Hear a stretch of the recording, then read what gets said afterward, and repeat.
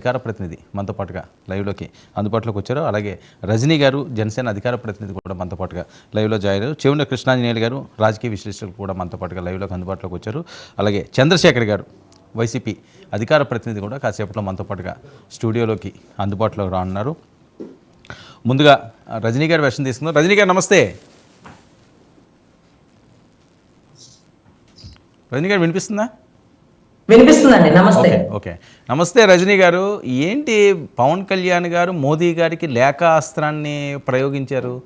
భీమవరంలో జగన్మోహన్ రెడ్డి గారు మాట్లాడిన మాటలకి ఈయన మళ్ళీ అదే వాయిస్తో ఒక హై పిచ్తో అనుకున్నాను. కానీ ఈయన వ్యూహం మారిందా? ఇంకా మాటలతో కాకుండా వైసీపీలో ఏదైనా తప్పులు జరిగితే వాటిలన్నింటినీ కూడా చిట్టా తయారు చేసి డైరెక్ట్గా కేంద్రానికే పంపించి ఇబ్బందులకు గురి చేసే విధంగా చర్యలు ఏమైనా తీసుకోవడానికి కొత్త వ్యూహాన్ని ఏమైనా పన్నారా ఏంటి? సార్, ముఖ్యంగా ఏదైతే పవన్ కళ్యాణ్ గారి స్టాండ్ ఇప్పుడు కాదండి, ఎప్పుడు ఒకే రకంగా ఉంటది.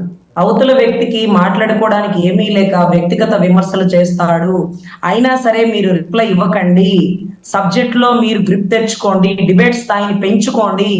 వాడికి ఇక ఏరే ఆప్షన్ లేక నా పెళ్లిళ్ళ గురించి మాట్లాడతాడు. మీరు మాత్రం ఎవరు మాట్లాడారో వారి శాఖల గురించి మాట్లాడండి, వాళ్ళ పనుల గురించి, వాళ్ళ పనితీరు గురించి మాట్లాడండి. అది అస్త్రానికి ప్రత్యస్త్రం అనేవాడండి.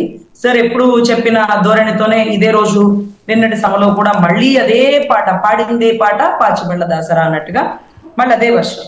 మరి ఆయన ఏమన్నా సమాధానం చెప్తాడా? పోనీ ఆయన తరపున మేమేమన్నా సమాధానం చెప్పాలా అంటే ఆయన చెప్పరు, మమ్మల్ని చెప్పడం. అప్పుడు స్టాండ్ ఏంటి? ఆయన అసలు ఏం చేశాడు? అసలు నన్ను మాట్లాడే స్థాయి ఉందా? నువ్వెంత, నీ బతుకెంత, జగన్ అని అన్నప్పుడే ఆ స్థాయి పోయిందండి. నీ గురించి నాకు మొత్తం తెలుసు జగన్ అన్నప్పుడే ఆయన స్థాయి పోయిందండి. జగన్, ఇక నువ్వు గద్దె దిగిపోతున్నావు, గుర్తు తెచ్చుకో, ఆయన స్థాయి పోయిందండి. వచ్చేది టీడీపీ జనసేన కూటమితో ప్రభుత్వం, ఆయన స్థాయి వెళ్ళిపోయిందండి.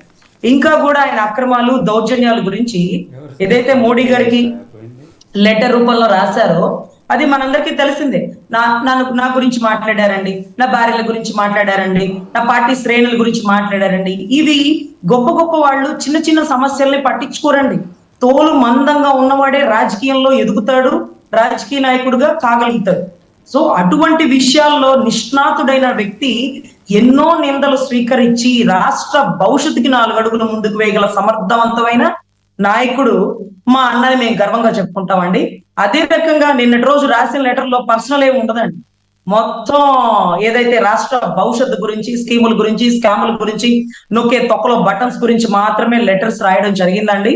సో అంతకు మించి ఆయన మాట్లాడు, రోజా గురించి మాట్లాడే మా అమ్మల్ని అరుస్తారండి. నీకెందుకు రోజా గురించి మాట్లాడుతావు? పర్యాటక శాఖ గురించి మాట్లాడుకోవడానికి నీకేం సబ్జెక్ట్ తెలీదా అంటూ ప్రతి ఒక్కరిని నిందిస్తారు.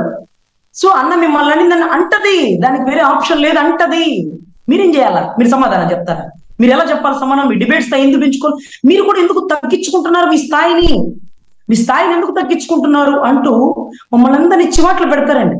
రోజా గారి గురించి మేము కౌంటర్ ఇచ్చినప్పుడల్లా మీరు తప్పట్లు కొడతారు.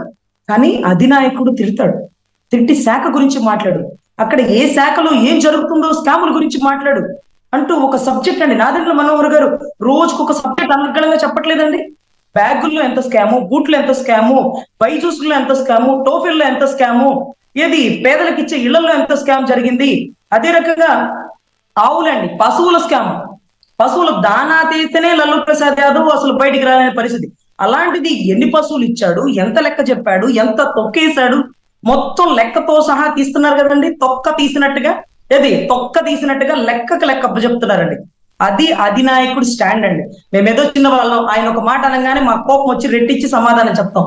అలా కూడా ఆయనకి నచ్చదు. పరిణితి రాజకీయం చేయండి. రజనీ గారు ఒక్క నిమిషం నా మాట వినండి. ఓకే, రేపు ఎన్నికల క్యాంపెయిన్ వచ్చినప్పుడు వాళ్ళు చేసిన తప్పులు, వాళ్ళు చేసిన కుంభకోణాలు అవన్నీ కూడా మీరు చెప్తారు, కానీ అది ఎవరో కూడా ఆపరు. సరే, ఈ డిబేట్లో అది అస్పష్టతం. కానీ ఈయన ఈ టైంలో లేఖ రాయడంలో ఉన్న ఆంతర్యం ఏంటి?